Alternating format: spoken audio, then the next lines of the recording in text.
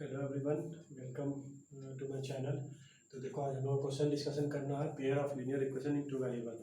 वो माइक का कुछ इशू था, मतलब माइक मेरा शायद कुछ ख़राब हो चुका है, उसमें से पीछे बजिंग का साउंड आ रहा है, इसलिए विदाउट माइक रिकॉर्ड कर रहा हूँ। तो हो सकता है कि थोड़ा वॉल्यूम आप लोग को लो मिले या थोड़ा वॉइस आप लोग को कम मिले, ठीक है। और एक बात कि जहाँ तक मैं बता चुका हूँ, मेरे फ़ोन में थोड़ा सा स्पेस की दिक्कत चल रही है, तो मैं हाफ एन आवर का वीडियो रिकॉर्ड कर सकता हूँ एट अ टाइम, ठीक है। तो जल्दी से हम लोग इसको आज क्वेश्चन डिस्कशन करना है, क्योंकि इसमें बहुत सारा क्वेश्चन है, इसलिए मैं सारा क्वेश्चन नहीं करवा पाऊंगा, क्योंकि हाफ एन आवर के अंदर अंदर हम लोग को वीडियो रिकॉर्ड करना हो, ठीक है। तो मैं हर में से एक दो एग्जांपल पिक करूंगा, ठीक है, और इतने अच्छे से समझा दूंगा उस एग्जांपल को कि बाकी क्वेश्चन आपसे ऑटोमेटिकली बन जाएंगे। सब एक ही पैटर्न के रखते हैं, जनरली आपको प्रैक्टिस के लिए देते हैं, ठीक है। तो आपको खुद से प्रैक्टिस भी करना हो और दूसरा बुक से भी प्रैक्टिस करना हो, एनसीईआरटी के अलावा भी। तो चलो, एक बच्चे का, हाँ ये मैं क्यों लिखा हूँ यहाँ पे, एक बच्चे का कमेंट आया था कि एलिमिनेशन मेथड और क्रॉस मल्टीप्लिकेशन मेथड मैंने बोला था सेम है, ठीक है। उस वीडियो में मैंने पिछला थ्योरी वाले वीडियो में ये वाला नहीं पढ़ाया था, उस बच्चे ने कमेंट किया कि सर एनसीईआरटी में तो सेम नहीं लग रहा, मुझे अलग लग रहा, आप कैसे बोल रहे हो सेम है। तो उसके लिए मैं यहाँ एक्सप्लेन कर रहा हूँ कि कैसे मैंने बोला था सेम है। तो देखो, मैंने क्या बोला था एलिमिनेशन मेथड में कि यहाँ कोई सर्टेन नंबर से मल्टीप्लाई करते हैं, ऐसे नंबर से जिससे एक एलिमेंट आपका या तो एक्स एलिमिनेट हो जाए या वाई एलिमिनेट हो जाए, ठीक है। एनसीईआरटी में वाई एलिमिनेट किया, तो मैं भी यहाँ वाई एलिमिनेट करूँगा, जिससे आप रिलेट कर पाओ। मैं एक्स एलिमिनेट कर दूँ तो फिर किसी का कमेंट आ जाएगा कि सर मुझे नहीं समझ में आया, आपने एक्स एलिमिनेट कर दिया कैसे। तो मैं वाई एलिमिनेट कर रहा हूँ। तो देखो, मैं यहाँ पे दूसरा पेन का यूज कर रहा हूँ, जिससे आप समझ पाओ। पेन नहीं चल रही है। b1 यहाँ मल्टीप्लाई क्यों b1, ठीक है। यहाँ b1 मल्टीप्लाई क्यों, पहले इक्वेशन में बता दे रहा हूँ आप लोग को, शायद नहीं दिख रहा हो। a1x plus b1y plus c1 equal to 0। दूसरा equation a2x plus b2y plus c2 equal to 0। तो मैंने यहाँ पे b1 से मल्टीप्लाई किया इस इक्वेशन को पूरा b1 से, ठीक है। b1 से इस इक्वेशन को मल्टीप्लाई किया पूरा b1 से, और इस इक्वेशन को किससे मल्टीप्लाई किया, b2 से, पूरे इक्वेशन को b2 से, ठीक है। ठीक, तो इससे क्या होगा, उसके बाद सब्ट्रैक्ट कर दिया, सब्ट्रैक्ट किया तो ये टर्म कट गया।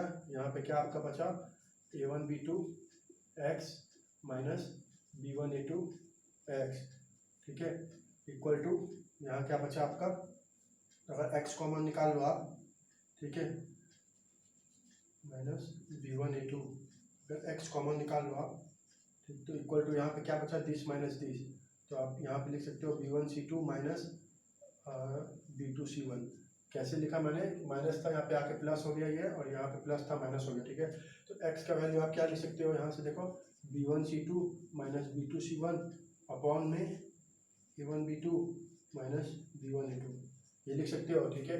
और सिमिलरली आप अगर x का वैल्यू या तो इस पर पुट कर दो तो y का इक्वेशन आपका निकल के आ जाएगा। और उतना नहीं झमेला करना चाहते हो तो इसको, इसमें अभी मैंने y एलिमिनेट किया, आप इसमें x एलिमिनेट करो, जिससे y आपको मिलेगा। तो y क्या मिलेगा आपको, c1 a2 minus c2 a1 upon में यहाँ a1 b2 minus b1 a2, ठीक है।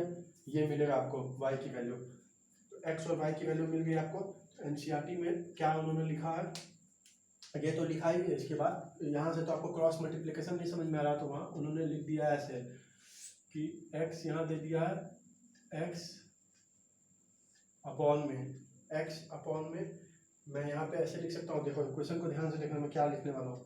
x अपॉन में मैं यहाँ लिखूँगा b1 c2 minus b2 c1 equal to y upon में आपका c1 a2 minus c2 a1 और इक्वल टू 1 अपॉन में यहाँ पे a1 b2 minus a1 b2 minus b1 a2, ठीक है। ये मैंने कैसे लिख दिया, आप खुद देखो। x की वैल्यू क्या है, b1 c2, मतलब ये वाला टर्म डिवाइड बाई ये वाला टर्म, ठीक है। तो यहाँ से अगर इसको इक्वेट करोगे तो x की वैल्यू देखो आपको ये सेम मिल जाएगी, ये वाली, ठीक है। y को इक्वेट करो तो यही वैल्यू मिल जाएगी सेम। तो इसको हम लोग ऐसे भी लिख सकते हैं इसको, ठीक है, इक्वेशन के फॉर्म में। अब इसके आगे उन्होंने क्या दिखाया है, यहाँ वो x लिखते हैं और y लिखते हैं, 1 लिखते हैं, ठीक है, a1 ऐसे वो लोग लिखते हैं कुछ, b1 आपका c2 और यहाँ b2 c1, ठीक है, ऐसे लिखते हैं, ऐसे मल्टीप्लाई करके दिखाते हैं, फिर इसके नीचे ऐसे मल्टीप्लाई करके दिखाते हैं, इसके नीचे मल्टीप्लाई करके दिखाते हैं, ठीक है। तो बोलते हैं कि देखो ये क्रॉस मल्टीप्लाई हो रहा है ऐसे। तो ये सब क्या आपका, ये सब कोई सेंस नहीं बनता है, सब का आप ऐसे डायग्राम दिखाओगे, ऐसे करोगे तो इसका कोई सेंस नहीं बन रहा, ठीक है। सेंस क्यों नहीं बन रहा है? सेंस आपका नहीं बन रहा है क्योंकि डायग्राम में नहीं दिखा रहा हूँ, इसका कोई सेंस नहीं बन रहा। सेंस क्यों नहीं बन रहा आपका? क्योंकि डायग्राम से कोई फर्क नहीं पड़ता, ठीक है। आपको क्वेश्चन आपसे सॉल्व होना चाहिए, बस वही काफ़ी है। आपको क्रॉस मल्टीप्लिकेशन मेथड से क्वेश्चन सॉल्व करने बोलेगा, हालांकि एक मेथड से नहीं बोलता, दो मेथड देता है जनरली, कि आप या तो सब्स्टिट्यूशन या एलिमिनेशन या क्रॉस मल्टीप्लिकेशन या ग्राफिकल, ये चार में से कोई दो देगा आपको कि दो का यूज करके आप सॉल्व कर सकते हो। तो मैंने पढ़ा दिया कैसे। अगर क्रॉस मल्टीप्लिकेशन बाय कोई भी बाय द चांस अगर क्रॉस मल्टीप्लिकेशन आपको दे दिया तो आप सिर्फ मान लो मेंशन कर देंगे क्रॉस मल्टीप्लिकेशन ही से आपको करना है, सॉल्व करना है। तो उसके लिए मैं इतना डिस्कस कर रहा हूँ। यहाँ तक आप लोगों को समझ में नहीं आता कैसे लिख दिया, देखो कुछ नहीं, एलिमिनेशन मेथड ही था, इसलिए मैं बोल रहा था ये और एलिमिनेशन मेथड सेम है, बस लिखने का तरीका अलग है, ठीक है। तो आप लोग को यहाँ देखता है a1 की वैल्यू क्वेश्चन में मेंशन रहेगी, a1 की वैल्यू मेंशन रहेगी, गिवन मैं लिख दे रहा हूँ यहाँ पे। गिवन क्या क्या रहेगा आपको a1 गिवन रहेगा, a2 गिवन रहेगा, a2, आपको b1 गिवन रहेगा, b2 गिवन रहेगा, c1 गिवन रहेगा, c2 गिवन रहेगा, ठीक है। क्वेश्चन में आपको सब गिवन रहेगा इतना वैल्यू। तो आपको मतलब x अपॉन a1 a2 सब गिवन है, तो b1 और c2 का मल्टीप्लिकेशन कर देना, और b2 मान लो मैं सबको 1 1 मान रहा हूँ, 1 1 तो नहीं मानूंगा। 1 1 क्यों नहीं मानूंगा? एक और कंडीशन, 1 1 क्यों नहीं मानूंगा? क्योंकि x upon b1 upon c2 minus b2 upon c1, अगर मैं सबको 1 1 मानता हूँ तो 1 माइनस 1 क्या हो जाएगा? 0। यहाँ पे प्रोवाइडेड कंडीशन क्या होना चाहिए? b1 c2 minus b2 c1 is not equal to 0। भाई ये कॉमन सेंस है, ठीक है। ये मैं नहीं भी लिखूँ तो आप लोग को ये समझ में आना चाहिए। क्यों समझ में आना चाहिए? क्योंकि x अपॉन कोई भी समथिंग डिनोमिनेटर में 0 आता है तो ये क्या होता है? इन्फिनिटी। इन्फिनिटी मतलब इनडिटर्मिनेट फॉर्म हुआ, ठीक है। ये ऐसा नंबर एग्जिस्ट नहीं करता है, ये इनडिटर्मिनेट फॉर्म हायर क्लास में आप लोग इसको लिमिट एज ए लिमिट समझते हो, ठीक है। 11th में या 12th में आप लोग पढ़ोगे, 11th में पढ़ोगे आई थिंक। तो इसको इनडिटर्मिनेट फॉर्म्स बोलते हैं हम लोग, ठीक है। तो प्रोवाइडेड कंडीशन आपका ये है, तो कोई भी वैल्यू दिए रहेगा, मैं क्वेश्चन करवाऊंगा अभी तो उसमें पता चल जाएगा। तो कोई भी वैल्यू इसमें दिए रहेगा a1 a2 b1 b2 की, तो आपको वैल्यू पुट करनी है, और x में यहाँ पे कोई टर्म आ जाएगा, 0 नहीं आना चाहिए। कोई भी माइनस निगेटिव पॉजिटिव कुछ भी आएगा तो ठीक है, x अपॉन वो टर्म लिखना इक्वल टू y अपॉन फिर से ही टर्म लिख देना इक्वल टू 1 अपॉन टर्म, और x की वैल्यू पूछेगा तो सीधे टर्म को यहाँ ले जाकर मल्टीप्लाई कर देना, मतलब ये ऐसा x की वैल्यू आ गई, आपकी y की वैल्यू आ गई, यहीं से सीधे, ठीक है। क्रॉस मल्टीप्लिकेशन में यही करते हैं, ऐसे ही क्वेश्चन बनता। तो इसीलिए थोड़ा सा खुद से भी दिमाग लगाया करो, सब ऐसा नहीं है कि सब मैं तुमको बता दूंगा तो तभी सही रहेगा तुम्हारे लिए, ठीक है। तो अपना भी दिमाग चलाया करो। खैर, तो ये क्लियर हो गया आप लोग को। अब आगे आओ, क्वेश्चन सॉल्व करते हैं, ठीक है। एनसीईआरटी का क्वेश्चन सॉल्व करूंगा, वही एक एक क्वेश्चन सॉल्व करूंगा, क्योंकि अभी टाइम नहीं है ज़्यादा, ऑलरेडी हमारा टाइम बर्बाद हो चुका है। तो मेरे पास एनसीईआरटी की बुक है, देखो एनसीईआरटी बुक है। तो एक्सरसाइज 3.1 का क्वेश्चन सॉल्व करते हैं। इसमें 3 क्वेश्चन है 3.1 में, तो मैं सेकंड क्वेश्चन पिक कर रहा हूँ। मैं फर्स्ट और थर्ड क्वेश्चन आप लोग के लिए छोड़ रहा हूँ, कुछ नहीं है उसका, बस लैंग्वेज पढ़ना आना चाहिए। फर्स्ट में आपको थोड़ा लैंग्वेज में दिक्कत हो सकता है, तो मैं एक बार रीड कर दे रहा हूँ, बता दे रहा हूँ कैसे सॉल्व होगा। 7 year ago लिख रहा, Aftab tell his daughter 7 year ago I was 7 times as old as you were then। मतलब क्या कि वो बोल रहा उसने कि 7 साल पहले मैं तुम्हारा जितना एज था, मतलब आफ्ताब की डॉटर का जितना एज था, 7 साल पहले आफ्ताब की डॉटर का जितना एज था उससे 7 गुना ज़्यादा किसका एज था? आफ्ताब का। तो क्वेश्चन आप कन्वर्ट कर लोगे, नहीं बनेगा कमेंट करना, मैं डिस्कस कर दूंगा, नहीं बनेगा तो भाई समझो कि बहुत शर्म की बात है सच में, क्योंकि लैंग्वेज तोड़ना आपको आना चाहिए, और इसको मैं कन्वर्ट करके बता ही दिया। मैं पूरा सॉल्व इसीलिए नहीं कर रहा हूँ क्योंकि आप लोग जब तक अच्छे क्वेश्चन नहीं सॉल्व करोगे, मतलब नहीं दिमाग लगाओगे, आपको कुछ होने वाला नहीं है। तो ये देखो दूसरा क्वेश्चन क्या है, the coach of cricket team buys 3 bat and 6 ball. तो 3 बैट प्लस 3 बैट को मैं एक्स दे देता हूँ क्योंकि दोनों बी हो जाएगा। 3 बैट एंड 6 बॉल 6 बार फॉर रुपीज़ कितना 3900। अब later she buys another bat, मतलब एक बैट प्लस 3 मोर बॉल, मतलब 3 बॉल, इसका वैल्यू कितना उसको देना पड़ा 1300, ठीक है। अब इसमें आप लोगों को डाउट आ सकता है कि 3 मोर बॉल बोला तो मतलब आप 9 बॉल यहाँ पे क्यों नहीं लिखे? 9 बॉल मैंने इसीलिए नहीं लिखा क्योंकि 1300 प्राइस इसका किसका दिया प्राइस, टोटल का तो प्राइस नहीं बोल रहा, प्राइस बोल रहा 3 और बॉल वो खरीदी उसका, उसको इतना प्राइस लगा। तो 9 बॉल यहाँ पे कैसे हो सकता है? कॉमन सेंस से तुम बताओ। तो अब बता रहा रिप्रेजेंट दिस सिचुएशन अलजेब्रिकली और ज्योमेट्रिकली। तो अलजेब्रिकली तो कर दिया डिनोट, और ज्योमेट्रिकली करने के लिए आपको इसका ग्राफ बनाना पड़ेगा। तो ग्राफ बनाने के लिए आपको यहाँ से 3 कॉमन निकाल लो दोनों में से। तो ये क्या हो जाएगा, 2 का हो जाएगा 1300, ये ठीक है। 3 + 6 1300 हो गया।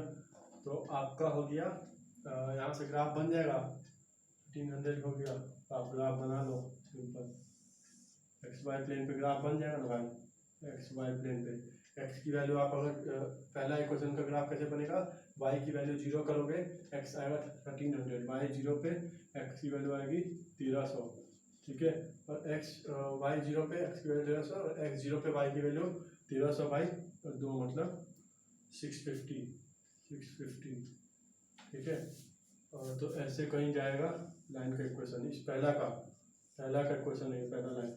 और सेकेंड लाइन का क्या हुआ, एक्स की वैल्यू वाई की वैल्यू 0 पे एक्स की वैल्यू आपकी 1300 अगेन, और वाई की वैल्यू 0 पे एक्स की वैल्यू 1300, एक्स की वैल्यू 0 पे वाई की वैल्यू 1300/3, क्या 4 × 12, आपका 3 3 × 9, 433.33, ठीक है।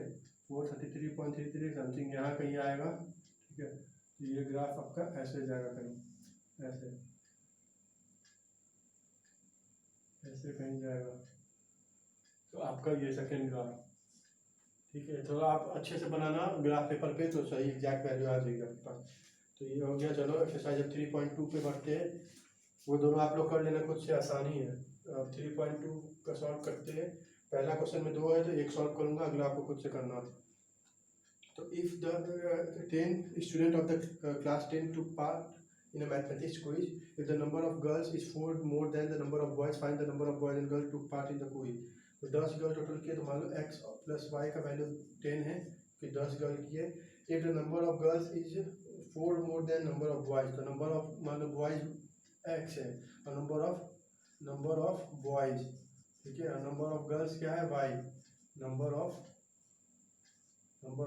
गर्ल्स, तो नंबर ऑफ बॉयज गर्ल्स मिल गए। तो अब क्या बोल रहा है स्टेटमेंट, टोटल दोनों का सम 10 है, और बोल रहा है दूसरा statement number of girls is 4 more than number of boys. तो नंबर ऑफ बॉयज +4 ऐड करोगे तो नंबर ऑफ गर्ल्स बनेगा। नंबर ऑफ गर्ल्स कितना है, 4 more than number of boys. तो 2 इक्वेशन आपका बन गया। 2 इक्वेशन को जल्दी से सॉल्व करो, एक्स वाई की वैल्यू लाओ। एक सॉल्व कर रहा हूँ, दूसरा आपको खुद करना।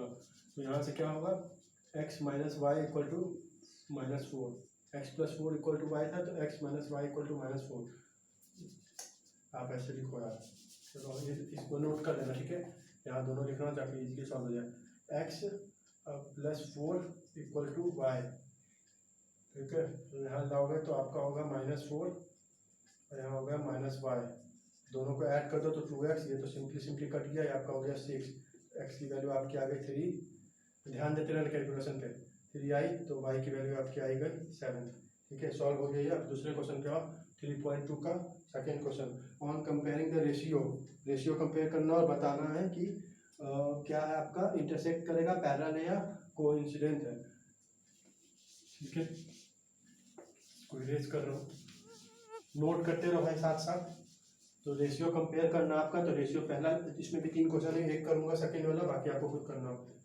ऐसे ही आप चलो जल्दी कर देता हूँ। पहला क्या है, 5/7 = -4/6, मतलब -2/3 = -8/9, ठीक है। तो ये तीनों बराबर नहीं है, नॉट इक्वल है, तो ये क्या हो गया आपका, इंटरसेक्ट करेगा। उसके बाद अब दूसरा क्वेश्चन में क्या है, 9 ये आप देखो जस्ट डबल है, मतलब ये होगा आपका कोइंसिडेंट लाइन। सेकेंड में रेशियो निकाल दो, जस्ट देखो क्या है, डबल है उसका, 1/2 सबका रेशियो आएगा। और थर्ड में क्या होगा आपका, इंटरसेप्ट बराबर नहीं है, बाकी x और y की वैल्यू इक्वल है, c बस नॉट इक्वल है, बाकी x और y इक्वल है थर्ड में, तो वो क्या हो जाएगा, पैरेलल। कर नहीं रहा हुआ है, छोटा सा है, आप लोग खुद कर लो। इसमें भी सेम करोगे, a1 a2 का रेशियो निकालोगे और कंसिस्टेंट इनकंसिस्टेंट बताना। कंसिस्टेंट क्या होता है, क्या बोला था मैंने, कंसिस्टेंट का जिसका सॉल्यूशन आ जाए, इनकंसिस्टेंट का जिसका सॉल्यूशन नहीं आए। मतलब ये अगर a1 बाई आपका a2 = b1/b2 not equal to c1/c2 आया, तो ये होगा आपका इनकंसिस्टेंट, ठीक है। और आपका बाकी जो दोनों होगा केस, वो होगा कंसिस्टेंट का, ठीक है। तो इस दोनों का आप कर लेना सॉल्व, मैं नहीं कर रहा हूँ क्योंकि इसी में बस आप लोगों को जानना था A1/A2 रेशियो क्या निकाल के दिखाऊंगे, तो आप लोग बच्चे वाली चीज़ आप खुद करोगे खुद भाई, तभी आप लोग को बेनिफिट होगा, नहीं तो कोई मतलब नहीं है, वीडियो देखोगे और जाओगे। तो which of the following pair of linear equation are consistent और inconsistent, if consistent obtain the solution by graphical method. तो इसमें फिर वही कंसिस्टेंट इनकंसिस्टेंट फाइंड कर लेना, और मैं एक क्वेश्चन को रैंडमली पिक करता हूँ, मैं सेकेंड क्वेश्चन पिक करता हूँ। चलो फर्स्ट क्वेश्चन पिक करता हूँ, ठीक है। x + y = 5 है, और दूसरा क्वेश्चन है 2x + 2y = 10। तो ये दोनों क्वेश्चन की क्या है, दोनों लाइन एक ही लाइन है, मतलब इन्फिनिटली मिनी सॉल्यूशन इसका होगा। तो ग्राफिकल मेथड से इसको कोई मतलब नहीं सॉल्व करेगा। चलो दूसरा कर लेते हैं। अब दूसरा क्वेश्चन क्या है कि आपका क्वेश्चन है 2x माइनस, लास्ट वाला मैं ले रहा हूँ, 2x - 2y = 2, और यहाँ पे आपका 4x - 4y = 5। तो इसमें से भी 2 कॉमन निकाल दो, 4 कॉमन निकाल के, सॉरी 2 कॉमन निकाल के, इसमें से 2 कॉमन निकाल के यहाँ काट दोगे तो 1 हो जाएगा, ठीक है। लिखते रहना साथ में आप लोग। इसमें से 4 कॉमन निकाल के यहाँ डिवाइड कर दो तो 5/4 हो जाएगा। तो ये क्या हो गया, इंटरसेप्ट अलग अलग हुआ, मतलब पैरेलल लाइन है। पैरेलल लाइन को आप कैसे शो करोगे, ये इंटरसेप्ट 1 बनाएंगे, x की वैल्यू 0 पे, y की वैल्यु 0 पे, x की वैल्यू 1, और x की वैल्यू 0 पे, y की वैल्यू -1। ये लाइन ऐसे जाएगी, और ये लाइन कैसे 5/4 मतलब 1 पॉइंट समथिंग कुछ। दूसरी लाइन कहीं यहाँ से जाएगी, ये लाइन तो आपकी ऐसी गई, और दूसरी लाइन कहीं यहाँ से जाएगी जस्ट पैरेलल इसके, ऐसे, ठीक है। ये आपकी पहली लाइन, ये आपकी दूसरी लाइन, पहली लाइन दूसरी लाइन, ठीक है। नो सॉल्यूशन इसका होगा। तो ऐसे ही आप सबका कर लेना, आसान है। तो अब आओ इसमें क्या क्वेश्चन है आपका 5th number. Half the perimeter of the rectangular garden which length is 4 metre more than its width. तो मान लो रेक्टेंगल गार्डन है, इसका ये लेंथ है, इसका ये विड्थ है, ठीक है। तो लेंथ विड्थ जो भी होता है यार देख लेना। तो लेंथ विड्थ क्या है, length is 4 more than its width, ठीक है। विड्थ माना w है, तो लेंथ कितना होगा, w + 4, विड्थ से 4 अधिक है, length is 4 more than its width is इतना। तो पेरीमीटर क्या हम लोग पढ़े हैं, पेरीमीटर क्या होता है 2l + w, ठीक है। तो 2 × l की वैल्यू क्या है, w + 4 और प्लस w, मतलब 2w + 4 = क्या आ गया आपका, कितना दिया 36। तो ये आपका हो गया 118 जा, आपका 4 माइनस करोगे तो 14, और 2 से डिवाइड करोगे तो 7। तो मैं डायरेक्ट यहाँ लिख रहा हूँ w की वैल्यू 7। ये सब आप लोग खुद करो या कैलकुलेशन खुद करो, कैलकुलेशन सब भी मैं ही करूँगा, तो उसमें क्या मतलब है, क्या है आप लोग 18, तो यहाँ आ गया आपका 14, w का वैल्यू आपका आया 7, w का वैल्यू 7, l का वैल्यू 11, ठीक है। ये दोनों फाइंड करना होगा, ठीक, फाइंड द डायमेंशन, ठीक है। Give the linear equation, given the linear equation दिया हुआ, right another linear equation in 2 variables such that geometrical representation of pair is parallel. तो इंटरसेक्टिंग में आप कुछ भी रैंडम इक्वेशन चूज कर लो जिसका रेशियो बराबर नहीं होना चाहिए। मतलब मैं 3x + 2y -8 = 0 चूज कर लिया, तो वो हो गया आपका इंटरसेक्टिंग लाइन। कोइंसिडेंट में सेम इसी का डबल कर दो, 4x + 6y -16 = 0, तो आपका हो जाएगा वो क्या, कोइंसिडेंट लाइन और पैरेलल में आप 2x + 3y -5 = 0, मतलब इंटरसेक्ट कुछ भी कर दो पैरेलल हो जाएगा। तो अभी भी मैं सॉल्व नहीं किया, आसान था। Draw the graph of the equation, 2 equation दिया है, determine the coordinate of the vertex of the triangle form by this line and x axis are shaded the triangular region. ये कुछ नहीं, क्वेश्चन पढ़ने में आपको बस टफ लग रहा होगा। क्वेश्चन क्या क्या ग्राफ बस ड्रॉ करना है, x - y + 1 = 0, ग्राफ ड्रॉ करना मैंने सिखाया कैसे, ब्लॉक डायग्राम से। मैं यहाँ ब्लॉक डायग्राम से नहीं कर रहा हूँ क्योंकि मैं मन में कैलकुलेट कर पा रहा हूँ, आपको भी ऐसे ही मन में कैलकुलेट करना जिससे आप क्वेश्चन फास्ट सॉल्व करो। x की वैल्यू 0 रखने पे जल्दी से ग्राफ ड्रॉ करते हैं। x की वैल्यू को 0 रखने पे y की वैल्यू कितनी हो रही है, y की वैल्यू 0 रखने पे x की वैल्यू -1, सॉरी यहाँ बनेगा -1, ठीक है। और x की वैल्यू 0 रखने पे y की वैल्यू 1।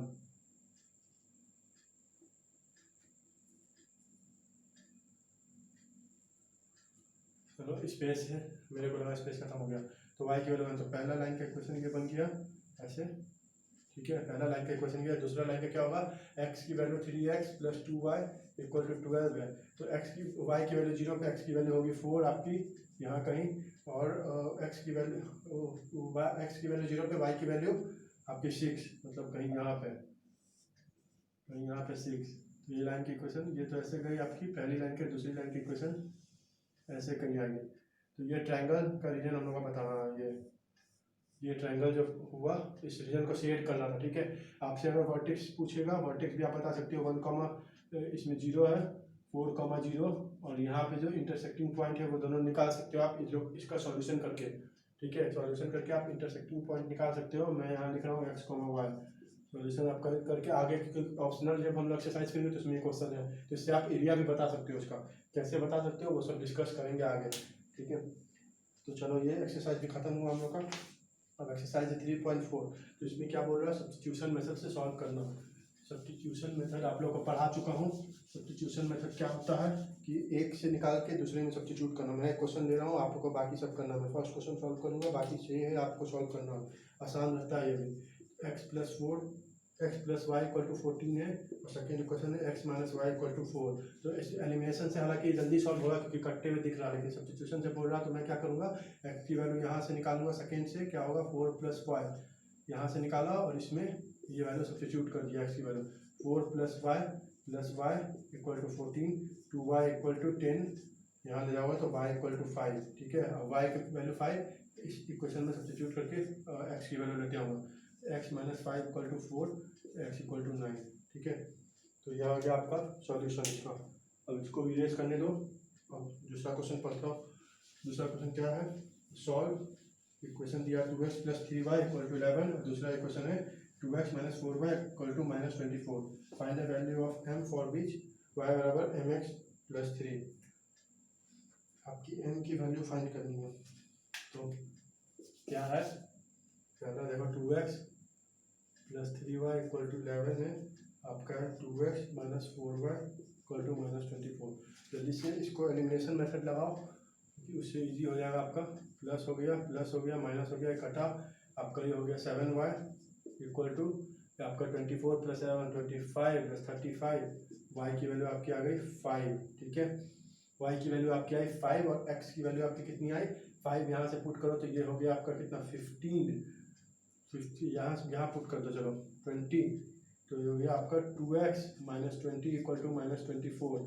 तो 2x इक्वल टू यहाँ जाएगा 24 तो -4, x का वैल्यू आएगा -2। कैलकुलेशन आप भी देखते रहना, -2 x का वैल्यू। तो क्या इक्वेशन था, y बराबर mx प्लस 3। तो इसमें y की वैल्यू 5 पुट करो, m का वैल्यू हम लोग को फाइंड ही करना है।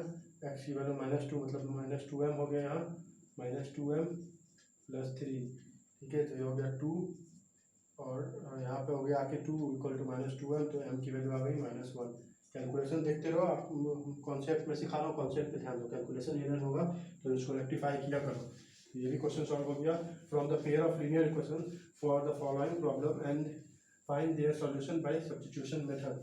सब्स्टिट्यूशन मेथड से सॉल्यूशन फाइंड करना है। ये क्वेश्चन सेम है वैसा ही, बस इसमें क्या करना है आप लोग को कि जो ये दिया आपका इसको तोड़ना पड़ेगा आपको इक्वेशन में, ठीक है।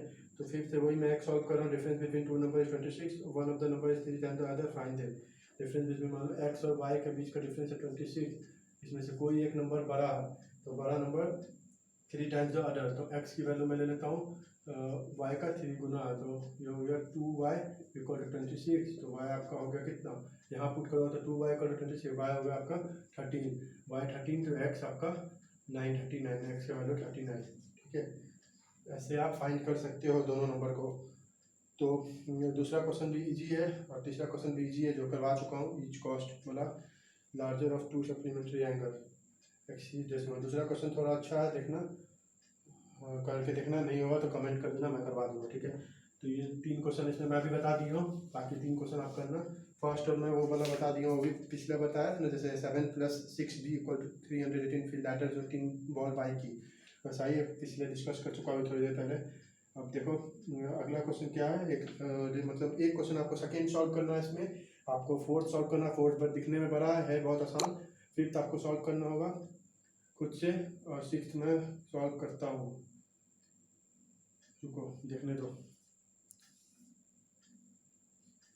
हाँ हो जाएगा सॉल्व, 6 सॉल्व करता हूँ। चलो उसके बाद मेरा स्पेस ख़त्म हो चुका फ़ोन का, तो ये क्या बोलता हूँ 3.4 और आपका कौन सा 3.4 3.5 और 3.6 3.7 अगले वीडियो में आएगा। ठीक है, तो जल्दी से सॉल्व करते हैं। 5 year hence the age of Jacob will be 3 times that of his son. 5 years ago Jacob was 7 times his son. What is the present age? Present age मान लो तो दोनों का x था, x पेन नहीं चल रहा, रुक जाओ। प्रेजेंट एज क्या है दोनों का, x और y है, ठीक है। x को y मैंने मान रहा हूँ present age. Jacob age of Jacob will be 3 times his son. तो जैकब का x मान रहा हूँ, जैकब का, इसका सन का s मान रहा हूँ, ठीक है।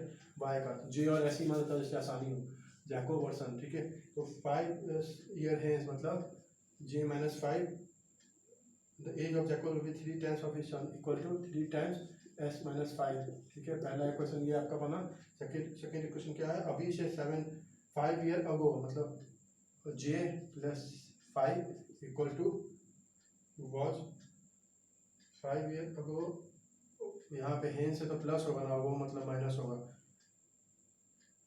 Will be 3 times। और 5 ईयर अगो क्या है, विल बी 7 times, वो 7 times of his sun, 7s - 5, ठीक है। ये दो इक्वेशन बना, दोनों को सॉल्व करो। भाई स्पेस नहीं है इसलिए मैं सॉल्व नहीं कर रहा हूँ, बहुत ही आसानी से सॉल्व होगा दोनों। कैसे होगा देखो, मैं और इक्वेशन को और तो देता हूँ, इसको x y ले लो तब आपको इजी लगेगा इक्वेशन, ठीक है। थोड़ा मैथमेटिकल रहेगा, x y y, ठीक है। तो जल्दी से करो solve. x + 5 equal to 3y - 15, तो ये आपका हो गया x - 3y इक्वल टू -20, पहला इक्वेशन। दूसरा होगा आपका, यहाँ से देखो x - 5 इक्वल टू 7y - 35, तो x - 7y इक्वल टू आपका 35, यहाँ प्लस हो गया, यहाँ प्लस हो गया तो कितना 30 हो जाएगा, -30 सॉरी, हाँ। तो आपको एलिमिनेशन कर दो जल्दी से, कटा ये, तो आप 7 में से 3 घटा तो 4y इक्वल टू आपका हो गया 30 में से 20 घटा 10, तो y का वैल्यू कितना आ गया आपका 5/2, x का वैल्यू कितना आ गया आपका 5/2, और x का वैल्यू आ गया आपका 5/2 हो सकता है एज, 2.5 साल तो एज हो ही सकता है, 2.5 ईयर। और आपका x का वैल्यू यहाँ पे 5/2 कहीं पुट करोगे तो आपका आ जाएगा, किसी क्वेश्चन में पुट करो तो इसका आ जाएगा, ठीक है। मेन ये कैलकुलेशन कुछ गलत हुआ हो तो भाई रेक्टिफाई कर लेना, ठीक है। मैं थोड़ा हरी में वीडियो रिकॉर्ड कर रहा हूँ इसलिए हो सकता है कैलकुलेशन गलत हो। अगला हम लोग करेंगे क्रॉस मल्टीप्लिकेशन, अगला करेंगे हम लोग एक्सरसाइज कितना 3.4, फिर 3.5 बाकी आपका, फिर 3.6 बाकी होगा, हाँ।